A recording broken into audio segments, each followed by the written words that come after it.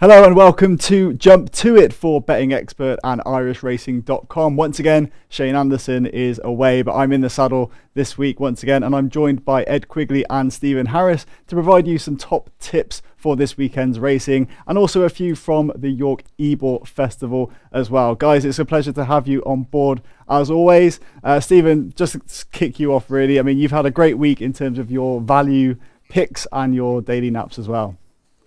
Yeah, we've been ticking along okay, Joe. It's a funny time of racing. We've not had any jumps for a couple of weeks, and it's a bit of a lull after Goodwood until we get to York. But hopefully this weekend we've got a brilliant race in France to look at. We've got the Ebor Festival next week, so things are warming up again. Some really good competitive flat racing over the weekend. I mean, like you say, it was a pretty quiet week in terms of the news stories in racing. We did get one story as well, Richard Kingscote leaving Tom Dascombe. So, Ed, I just want to get your reaction to that story. I mean, is it big news or like the jockey kind of showing his power a little bit? Well, yeah. Hi, Joe. It'd been kind of bubbling under for a while, hadn't it? I noticed that Richard Kingscote had been taking a few rides for Sir Michael Stoute, hadn't he? I think Royal Ascot, he had a couple, and a couple previous to that, and a couple since. So it's clearly something that's not just totally come out of the blue. Listening to what Tom Dascombe was saying, you know, Kingscote's been with him for 14 years, and he was a little bit shocked. Also, like, it wasn't also totally shocked, if that makes sense. It came a little bit of a surprise, but the kind of, it was in the pipeline. Look, from Richard Kingscote's point of view, if Sir Michael Stoute comes knocking on the door, no disrespect to Tom Dascombe, but you know, you'd be a bit daft to look the other way, wouldn't you? One of the all-time kind of Hall of Fame trainers who's going to be providing you with, on a day-to-day basis, you'd argue, probably better ammo, and especially at the weekends. If you want the big Saturday races, the big group contests, that's where Sir Michael Stoute's going to plug you with a lot of those horses, isn't it? Whereas Tom Dascombe, generally speaking, you know, he's not going to have a whole host of Group 1 ammunition in his locker. So yeah, I can understand it. Look, I mean, he's been very loyal to. There's not many jockeys that do stay at any stable for the best part of 15 years, is there? It has to be said. And look, he's still a relatively young lad, Richard Kingscote. Big opportunities come up when the great trainers decided it's time to move on. We should hasten to add that it still seems pretty amicable between them, that he's still going to ride for Tom Dascombe when it does allow, but his focus, it sounds like, will be in Newmarket for Sir Michael Stoute going further forward.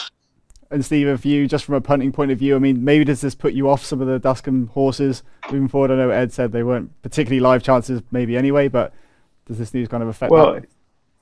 Well, Tom Dascombe has got a couple of big backers behind him who have nice horses, but he hasn't got many horses. And he trains specifically, I think, for Chester and Haydock, and Kingscote is particularly brilliant at both those tracks. I mean, I suspect, as Ed said, that he'll still be riding in the main for Dascombe anyway. He's just going to be on a few of Sir Michael Stoute's group horses. I do think it's a really good move for Kingscote. He is a very good, reliable jockey. He's not one of these jockeys you think he's ever out of his ground, and he's an exceptionally good judge of pace. So I think he is a jockey that punters like and can trust. That they know they're not getting any sort of Jamie Spencer dropped out the back of the television every ride. They're getting no nonsense front running, good judge of pace. He's a very likeable jockey. I think it's a really good move for him, to be honest. Fair enough. So let's move on now to the upcoming races for this weekend, starting off at Newbury. So the 220 at Newbury is the Geoffrey Freer. So Stephen, just take us through this one. It looks like Hookham is the clear favourite to win this race. But I mean, what's your take on this one, looking at through the card? Well, Hookham has done really well for Owen Burrows, 5 from 9. I've been with him a couple of times this season when he's won, so I'm hoping that going against him now is the right thing to do. I don't think he's particularly a horse to trust at a short price. He's definitely got a quirk about him. When he won at Goodwood, it was quite laboured stuff. Perhaps a muddling small field was against him. And then I thought at York last time, that was a substandard Group 3. He was quite impressive. He travelled well. It was a well-judged ride. But he beat a field of handicappers. The runner-up is a handicapper, a good one, but a measurable, reliable yardstick. But I'm not sure that forms anything wonderful. It's all about prices, Joe. As we always say on this programme, who comes around about even money? The one I like in here is Sleeping Lion of Roger Charlton, who's a 12-1 chance. Dead 8 runners. I think you could do worse than back that one each way. He's only been with the yard for 3 runs. He was Fanshaw's for the last couple of seasons. He started off with a really good performance on the all-weather at Kempton, then got a terrible ride from Newmarket Royal Ascot, and then last time at Newbury, I thought he was a bit unlucky over 2 miles. His run got checked. He was trying to come from last place up the straight, and his run got checked at a crucial time. So the only thing, he's right back in trip here to 1.5 miles. That's a slight question mark, but Buick's on him again, which I like. He was on him last time at Newbury, and things went wrong. I think he'll be a lot more positive on Sleeping Lion, and I think he'll go really well. He's a big price, 12-1. But I know someone that is actually backing the favourite. Ed, give us your thoughts on Hookham in this one. Yeah, I take Stephen's point of view in regards to price. I just think he's just a superior horse to these lot. I mean, officially rated 114. He's got, upwards of a stone in hand of a few of these. Yes, he's penalised. Obviously won the race last year in decent fashion and looked pretty smart at York last time out. His defeat at Royal Ascot went third to Wonderful Tonight in the Hardwick. That doesn't look bad form at all, especially considering I think that was Wonderful Tonight had her ground, which was very deep that day, whereas Hookham, the ground was probably totally against him on that occasion. So I thought you could probably upgrade that performance in defeat. It has to be said. You could argue is probably the best run of the three, if that makes sense of what we've seen this season. So I just think with looking at the weather, you're going to get good ground at Newbury, and it's a bit boring, really. I just think he'll probably win. Again, I mean, he was around 7-4, 2-1 when this race was kind of chalked up. Obviously, as we've now got the declarations and his price is contracted, etc. But he's the class act in this field, and yeah, I'd be shocked if he blew out. Put it that way. Well, we'll see who you're backing in your tips later on in the programme. But moving on now to the 3:30 at Newbury, we've got the Hungerford Stakes, of course, 7 furlongs, 11 declared. Stephen, take us through this one. Is there value beyond the favourite here? Well, I think the one to side with here is an Owen Burrows horse, Dania, who's improving gradually run to run this season. Already had 4 runs this summer. I really liked the win last time out at Ascot. Very well backed in a huge field handicap. Made all the running on the hammer throughout. Harried from halfway and kept pulling out more. I think it was a really good, rock solid form. Now, sometimes people get up into group company and listed class. This is a 2, of course. They take a sort of downward view of handicap form, but this was rock solid, a really good run last time. And I think there's loads more improvement to come from that heritage handicap at Ascot. I think there's quite possible could get a soft lead here and make all the running. As Ed just said, the ground at Newbury, at the minute, I think it's good to soft, but the weather forecast looks set fair. It's going to be 22 degrees, so I would imagine it'd be faster side of good, which suits Dania. Around about 6-1. I think he'll take plenty of passing up the long straight at Newbury. And how about for you, Ed, in the Hungerford? Yeah, I'm against the kind of those the protagonists, shall we say, and I'm not going to come on to who I'm tipping because that's going to be my tips at the end of the show, because there is one in here, a slightly bigger price, so I do think can run pretty well. So we'll come on to that in due course. Absolutely. All right, let's move on to the 3:45 at Ripon, the Great St Wilfrid Stakes. 20 declared in this one, big field over a short distance. Stephen, take us through it. I mean, where do you find the value in this kind of race? Well, the value, Joe, it's at least 10-1, 12-1 the field. I'm sure it will be all of that on the exchanges. If you're going to have a bet, find a bookmaker offering 6 places or more. As we say every week on Jump to It, it changes the race mathematically into the punter's favour.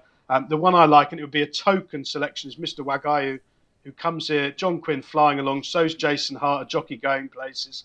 Mr. Wagyu was 16-1 at Goodwood last time when winning, but there was no fluke about it. He was up on a strong pace throughout and pulled out extra. He has gone up a few pounds, but with sprinters who are in form, that's neither here nor there. In truth, he's bound to give his running again, but fine margins in these 6 furlong sprints. You miss the break or you get crowded out or a bump at the wrong time, your chance is instantly gone. So they're not particularly punter friendly, and 20 runner handicaps, unless you're finding extra places, are definitely not. So small stakes, Mr. Wagayo for me.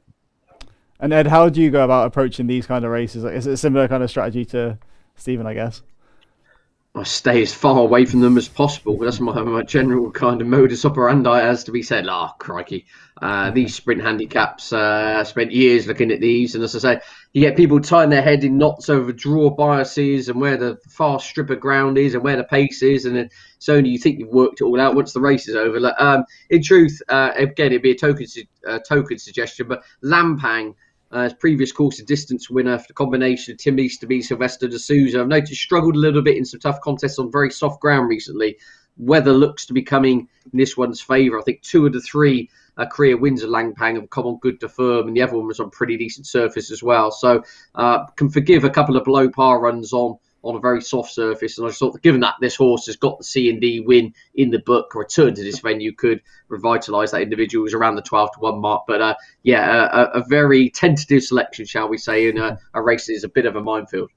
Now, moving on to a race that perhaps is a little bit more interesting in terms of a contest, is over in Deauville in France, the Prix Jacques Le Marois, if I can say that correctly. We've got Palace Pier against Poetic Flair, Alpine Star, and potentially also Mother Earth coming into this one. Ed, take us through this race. I mean, how interesting is that, right?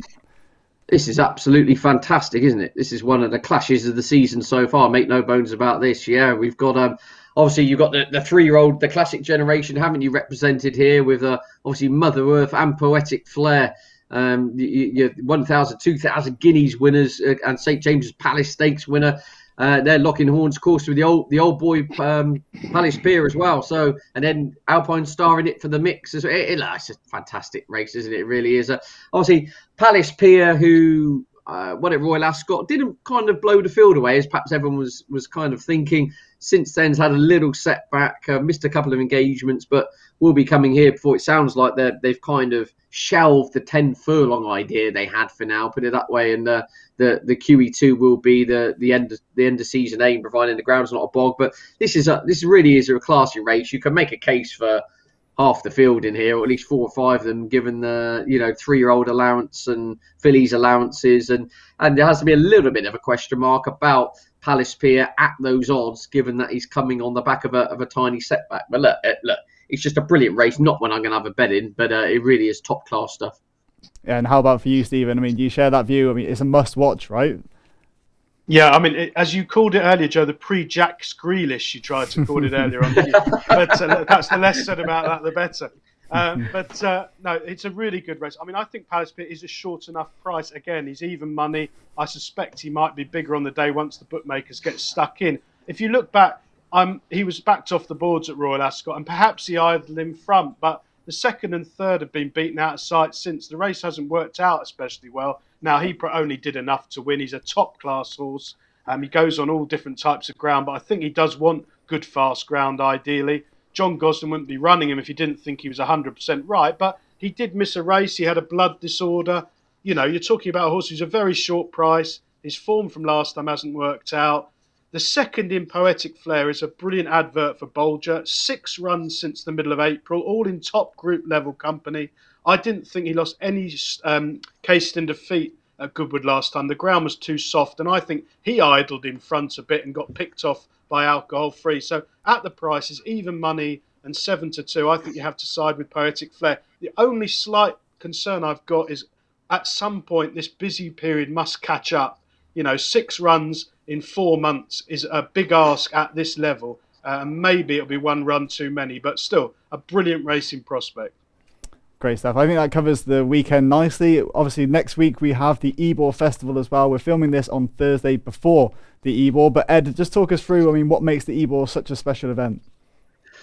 Yeah, well, the meeting as a whole, it's the Knaves Mars normally absolutely rocking, isn't it? Yeah, my kind of in-laws all from that part of the world, and have been a couple of times, and that generally is it's a great occasion. It's top class racing. You've got obviously the Ebor itself is not very often actually in the flat kind of campaign.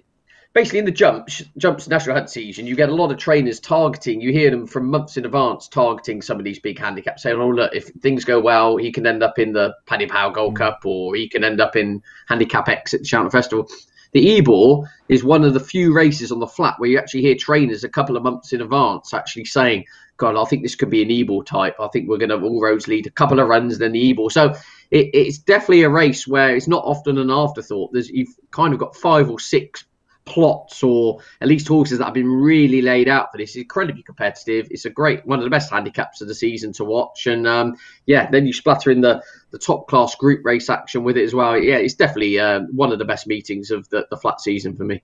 And for you, Stephen, from a punting point of view, what kind of value does the Ebor Festival offer, and what kind of horses does it take to win there?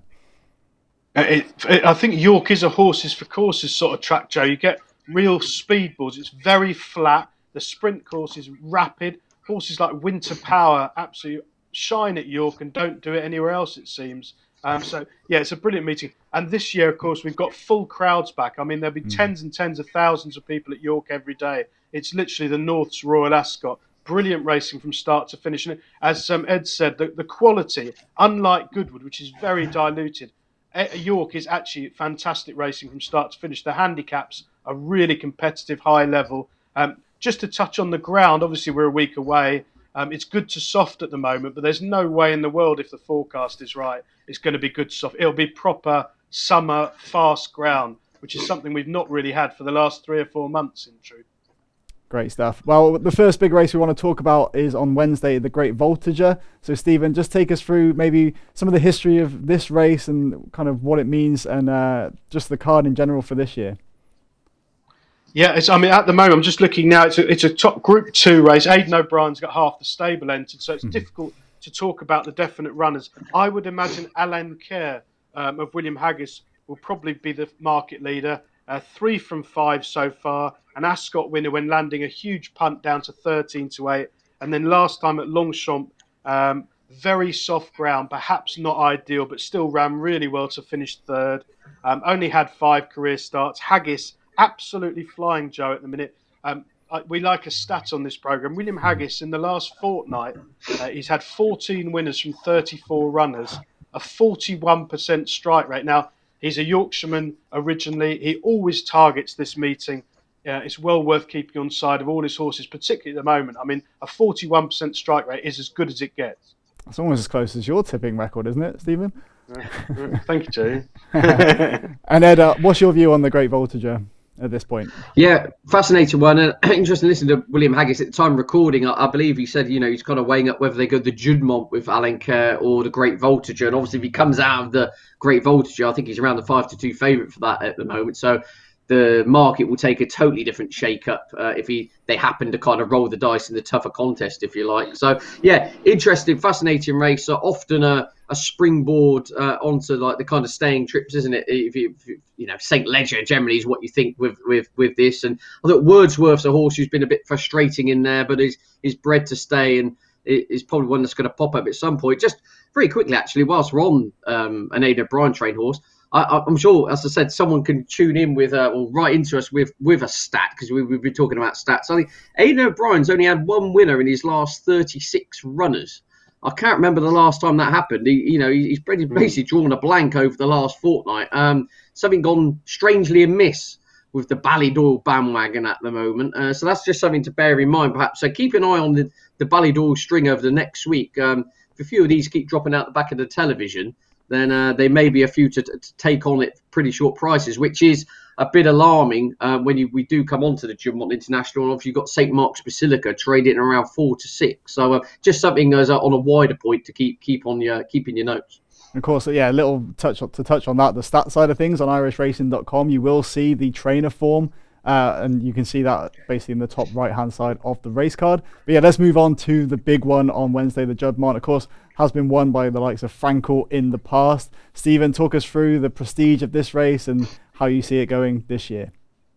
Well, I think, Joe, this is going to cut up this race because, again, we've lost Pile Driver already through injury early in the week, unfortunately.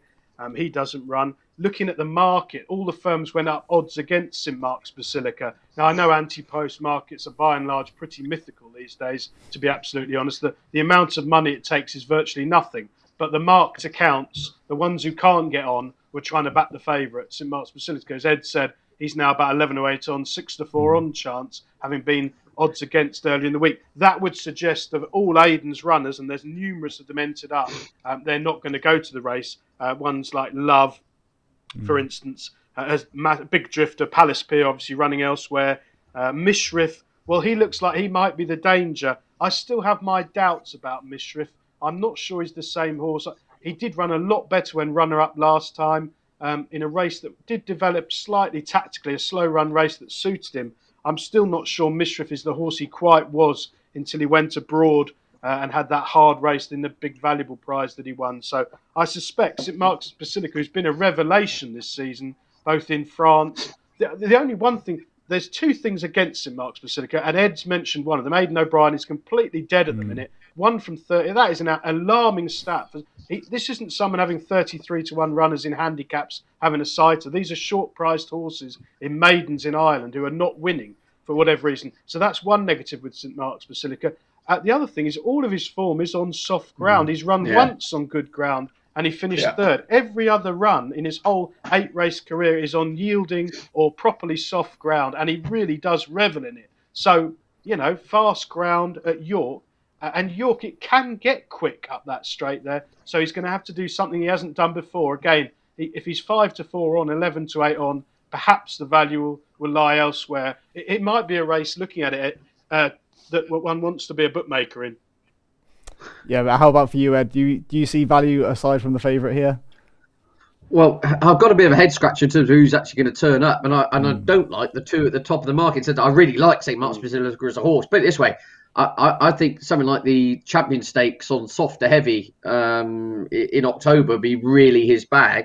Going off 4-6 here on rattling quick ground potentially, maybe slightly against him. I suppose he is still a bit of an unknown. He could really act on the ground. We just don't know. But yeah, it's a bit of a worry. Mishriff again. I believe he burst blood vessels when he won in Maidan. Wonder whether he's just quite got the same spring in his step since then. But then if you ask me, well, who do I actually think is going to win it to beat those two? I couldn't really tell you, to be honest with you. So it's a funny old one where I think there's holes in all of them for some shape or reason. St Mark's Basilica's got the least holes in him, but then he's priced accordingly, as you would expect. And he does have the question mark about the ground, and there is a little bit of a stable under a cloud element as well. So all in all, an absolute head scrambler from a betting perspective. It's one of those that if you can find something in there at 20-1, which I'm trying to, which you knew is going to line up, the race is going to cut up to 5 runners, and you could kind of sneer your each way terms about anti-post, then that probably is the best way to go and get your account closed. But look, it's a good fun race just to watch. Got some class acts on display here, and probably one I'll happily just sit out and enjoy. Well, of course, we are filming this just a week away from the Juddmonte, so be sure to tune in to Betting Expert's YouTube channel, where Stephen will provide his daily tips and advice once we know all the runners, so you get the best value. But now, guys, moving on to the Thursday and the Yorkshire Oaks. Ed, I just want to get your point of view on this one. How do you see this one going? Well, again, Joe, this is, I'd imagine this will cut up to, again, quite a small field, but stacked full of quality. Snowfall's in there around the 4-7 mark on default, really, and there's probably the fair price. What would really shake this up is if Michael Fisher's done the weather and the ground turns up absolute poppycock, because Wonderful Tonight in there 8-1 is absolutely jumping off the page. David Minutier says the filly's been left in there and he'll keep an eye on the ground.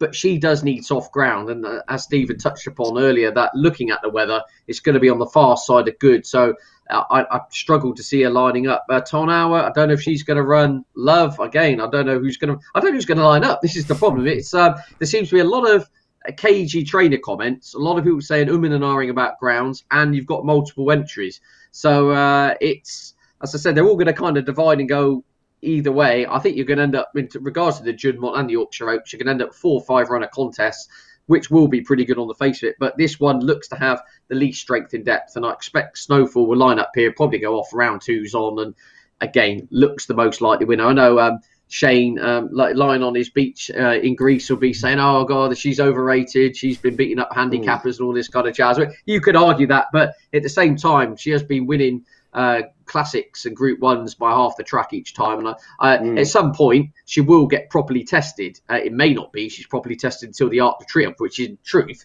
is what I'd secretly like to actually find out. We find out how good she is when all these top class horses meet in 2 months' time. But for now, in truth, I think she could probably run a little bit below par, depending on who turns up and get the job done. And it'll be a case of just big tick in the box. It's another one, though, as we touched upon Aidan and Brian, we could be reading far too much into it. But they've got St Mark's Basilica around the 4-6. Snowfall's going off around 2s on.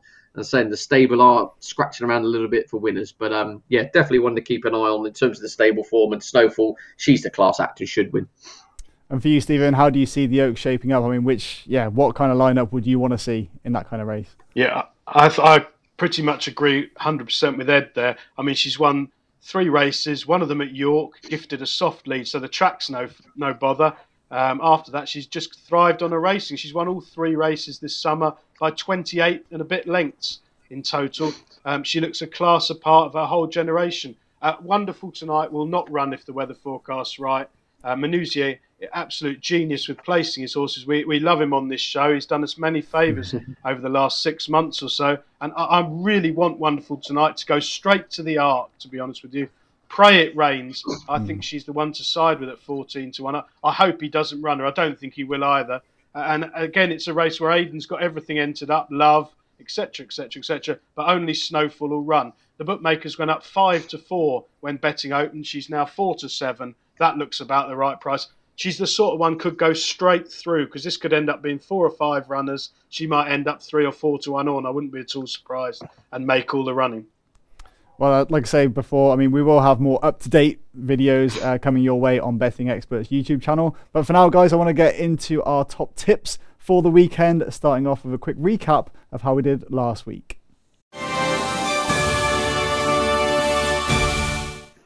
So, Ed, I think we'll start with you.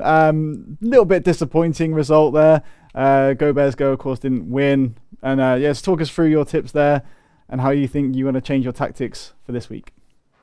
Yeah, I've got to sort myself out, haven't I? To be honest with you, I see David Hayes coming out of retirement at the moment. I think I've got to kind of shape up my ideas a bit at the moment. Yeah, there's optimism for all of us, put it that way. But the things didn't quite go to plan last week. Go Bears Go. Excuses, perhaps the ground was a bit soft. Potapova was pulled out because the ground turned into an absolute bog at Haydock. So yeah, I've got to be honest with you, pretty quiet punting weekend looking at it. So I'm just sticking with the kind of big 2 races we covered. And Hookham, I just think, is the class act. Yes, it's penalised, but it's been there, done it. Has quite a bit in hand on official figures. Won't be a sparkling price, shall we say, but is the one I think they've all got to beat in the Geoffrey Freer. And then, yeah, the interesting one, we touched about it earlier. I said, I don't want to give away my selection, but Sacred for the Cheveley Park team is definitely one of interest here in the Hungerford Stakes, because she won the Nell Gwyn in pretty good style, as we said, over the 7. And then it was really interesting listening to William Haggis's insight when he said, look, we're going to have to go to the 1,000 guineas just because it is the 1,000 guineas and you only kind of got one chance to run in it. And she travelled pretty well for 6.5 furlongs, and then the old Petrolite just came on in the final furlong. I thought she was only beaten 4.5 lengths behind Mother Earth, but just shaped like a non-stayer over the mile. And it was almost like William Haggis kind of knew that beforehand, it kind of felt like. But he said, look, we've got to go for it. If you win 1,000 guineas, then that's just set for life type thing. So very interesting coming back to the 7, I do think, because she's not short of gears, shall we say. So I thought a double figure price. I think Tom Marcon's going to ride. Be interested in her getting her fillies allowance as well. So yeah, 10-1. Back to 7 furlongs is the key. Didn't stay in the 1,000 guineas. The form, that's working out pretty decent, it would have to be said. And I think back at 7, she has to be taken seriously at that price. Well, best of luck to you this week. And Stephen, coming back to you, and your form of late is absolutely brilliant, right? Fox's Tails winning the Rose of Lancaster. Talk us through your tips from last week. Really good stuff. Yeah, Fox's Tail. That was one we got right, Joe. I think it was 6-1 when we tipping him up on last week's show, hoping the ground would change, and the ground did change, and the favourite came out. So that was a rare success story. Wild Beauty, I thought, ran really well, just bumped into one, finished 2nd. So on to this weekend. I think it's quite interesting, to be honest. I've got 3 bets for Jump To It followers. The first one goes in the Denford Stakes at Newbury.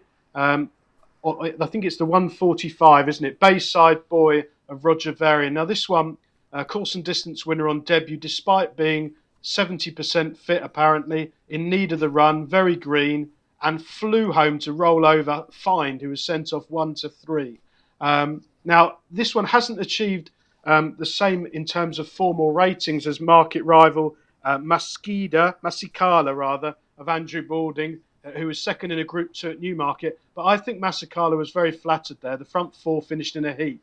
I don't think it was a brilliant Group 2 at all. And I'm confident that Bayside Boy will improve dramatically for that first outing and win again. I think he's around 6-4. He's my betting expert nap on Saturday.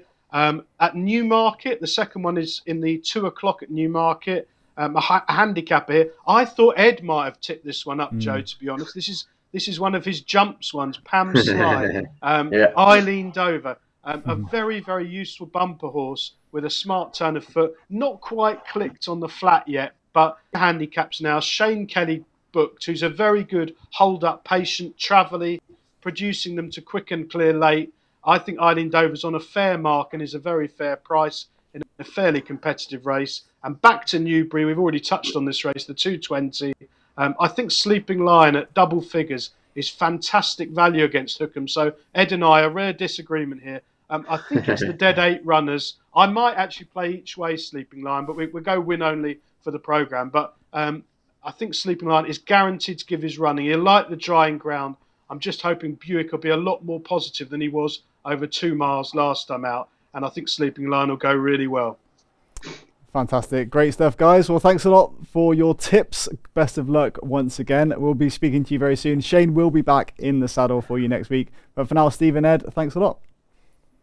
Cheers. Cheers, Joe. See you guys. And that wraps it up for this edition of Jump To It. As I say, Shane will be back in the saddle next week. But if you do place a bet on any of these selections, please do gamble responsibly. For more top tips from Stephen Harris, head on over to bettingexpert.com. And for all the latest news and race cards, check out irishracing.com. Thanks a lot for watching.